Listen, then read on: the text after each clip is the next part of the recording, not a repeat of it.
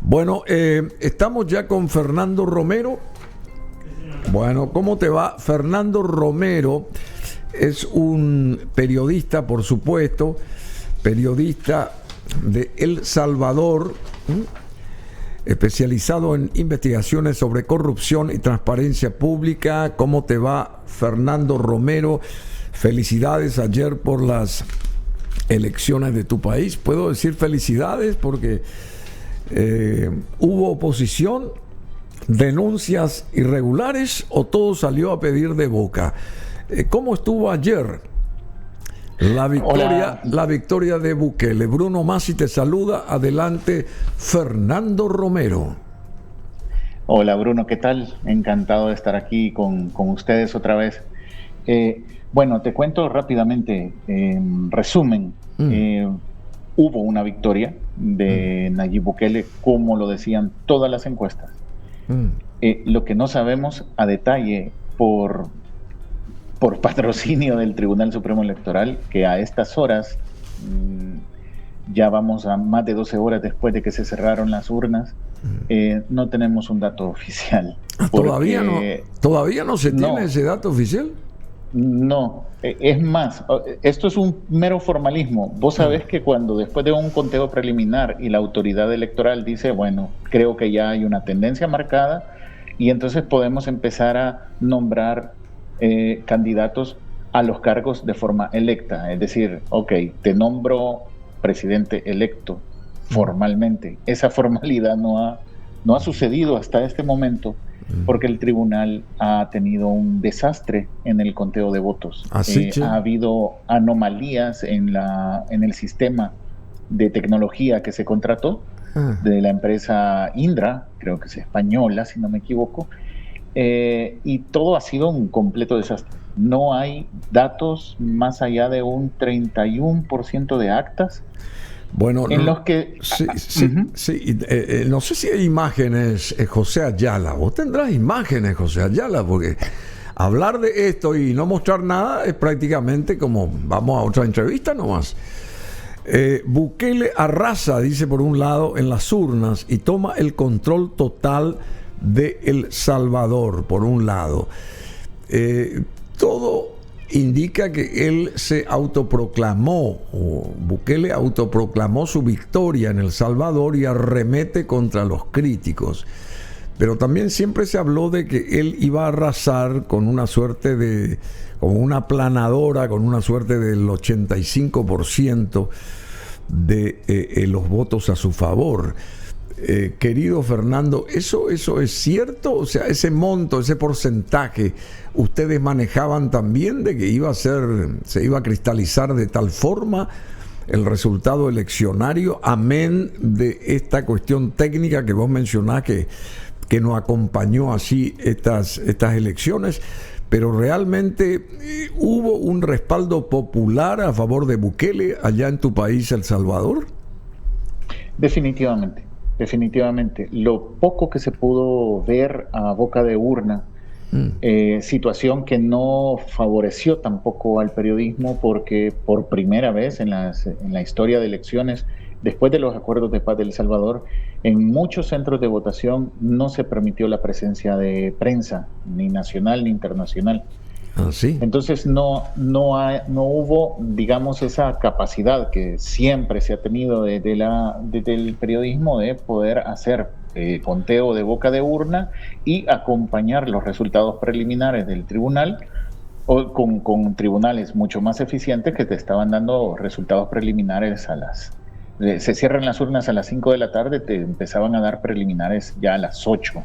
Tendencias a las 8 de la noche, y es por eso que normalmente, y vos sabes cómo son las elecciones en todos los países, el mismo día, la misma noche, ya tenés a la autoridad diciendo, ok, presidente electo, diputados electos, cantidad de diputados.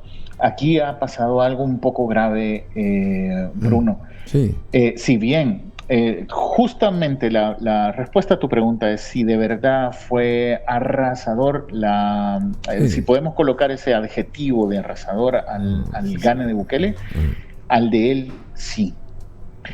Hay una duda que se está teniendo, una duda muy bien fundamentada, y es precisamente por la falta de un conteo, digamos, confiable de parte del Tribunal Supremo Electoral, es en el tema de diputados. El presidente se atribuyó el anuncio de la autoridad electoral cuando el Tribunal Supremo Electoral ni siquiera había empezado a publicar un dato. Todavía había problemas de contabilización en los centros de votación, pero el presidente ya estaba hablando, y aquí sí viene un problema, estaba hablando de 58 diputados de 60. Así dice, justamente esto lo dijo este presidente Nayib Bukele, de 42 años. Esto dijo ayer: de acuerdo a nuestros números, hemos ganado la elección presidencial con más del 85% de los votos y un mínimo de 58 de 60 diputados de la Asamblea Legislativa, aseguró el joven presidente salvadoreño. Su mensaje fue recibido con el estallido de fuegos artificiales en todo El Salvador. Bukele arrasa en las urnas y toma el control total de El Salvador. ¿Cómo fue? Este sería el segundo periodo presidencial de Nayib Bukele. ¿Cómo fue el primer periodo? ¿Cómo fueron estos últimos 4 años según vos? Y rápidamente, así, para dar una suerte de reflexión de estos últimos, o sea, del primer periodo de Bukele como presidente. Yo te diría que el primer periodo de Nayib Bukele ha estado marcado por un logro significativo, digamos, es su insignia, es el tema de la seguridad. En el tema de la seguridad, él llevó a cabo ciertas acciones, ahora hay que decirlo, producto de la improvisación, porque nada de esto estaba planeado. La imposición de un régimen de excepción por las investigaciones periodísticas que llevamos a cabo en estos 5 años, pudimos revelar que el régimen de excepción tuvo un origen, y ese fue el rompimiento del pacto que Nayib Bukele tenía con las pandillas en El Salvador. Él tuvo un pacto, hizo un pacto con las pandillas. Correcto. Ni bien subió, él hizo un pacto, ¿es así? Yo creo que ya lo traía desde antes. Él fue alcalde de la capital ya 3 años antes de tirarse a la presidencia en 2019. O sea, siendo alcalde, él ya pactó con las pandillas. Él ya venía pactando con pandillas. Y desde la presidencia... Claro. ¿Y cuál fue el cambio abrupto? ¿La persecución de estas maras y eso? Según una investigación del periódico El Faro, o el apresamiento, creo que hay 75,000 presos más o menos, presuntos pandilleros que fueron arrestados. Correcto. No hay una cantidad exacta de que de esos 75,000 alrededor de presos, ¿cuántos en realidad son pandilleros? Todavía no existe ese dato. Hay miles de familias que están siempre al pie de los centros penitenciarios, en donde fotos, documentos te dicen: mi hijo, mi familiar no es pandillero. El mismo gobierno... ¿Y cuál es la diferencia? Perdón. ¿Y cuál es la diferencia de ser pandillero y ser parte de las maras? ¿Hay una diferencia, digamos, notable ahí? No es lo mismo, es sinónimo. O sea, pandilla, mara, es lo mismo. Es lo mismo. Es lo mismo, sí. ¿Y qué quiere decir entonces lo que estás diciendo? De que las pandillas son una cosa y aquellos que atacan la libertad de las personas proviene eso de otra fuerza, de otra gente. ¿Cómo es? No, a lo que me refiero, Bruno, es que el gobierno habla de 75,000 detenidos, todos miembros de maras o pandillas. De lo que no hay una cifra exacta es cuántos de esos 75,000 en realidad son pandilleros o mareros. ¿Por qué? Porque en la práctica, desde el régimen de excepción que empieza en marzo de 2022 hasta la fecha, el mismo gobierno ha admitido que ha detenido arbitrariamente a muchas personas, miles de personas, que no son pandilleros, no son mareros, son personas que no tienen nada que ver con estos grupos criminales. Son personas inocentes. Bueno, ¿y por qué esas personas inocentes están presas ahí? O no tienen la libertad que deben de tener. ¿Cuál es el problema con esas personas? ¿Cómo se sabe quién está libre de pecados y quiénes no? ¿Quién articula esa historia? Las mismas investigaciones, bueno, digamos, las mismas comunidades son las que denuncian las familias. Aquí hay movimientos de familiares de personas afectadas por el régimen de excepción. Hay muertos en las cárceles, no sé si tenían ese dato, pero ya llevamos más de 200 personas muertas a partir del régimen de excepción dentro de las cárceles, de las cuales no se ha abierto la investigación de ninguna. Así, 200 víctimas, 200 muertos. Más, 200 muertos. Más. Hay una organización llamada Cristosal que ha recogido a través de denuncias de las víctimas, porque estas personas en muchos casos fallecían en los centros penales, se los entregaban a los familiares y los familiares podían ver en el cadáver de sus familiares que había signos de violencia.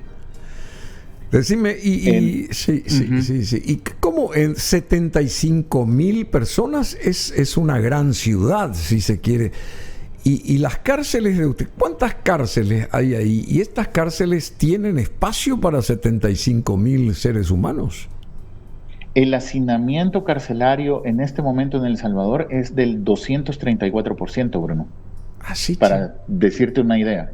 Con todo y la cárcel, el Secot que está saliendo ahorita en video, esa es la que él dice es la cárcel más grande de Latinoamérica. A pesar de haber construido esa cárcel, hay un hacinamiento de 234% en este momento. Y el hacinamiento, digamos, en un, no sé cómo se dice eso, en una celda sería, ¿cuántas personas están hacinadas en una celda? Más o menos, un promedio. Si estamos hablando de un 234%, podría decirte que en una celda podrían estar de repente 60 personas. ¿What? ¿Y qué tamaño tiene cada celda? Mira, ahí depende de cada centro penitenciario. Más los o centros menos, penitenciarios antiguos, y que te podría decir, quizás un 10 por 5 tal vez, cuando estamos hablando de celdas grandes. 10 por 5, menos, sí. Y ahí 60 personas tienen que entrar en 10 metros por 5. Correcto. Pero eso quiere decir que tienen que estar todas paradas así y y ahí están horas y horas y horas y horas. Exactamente, sí.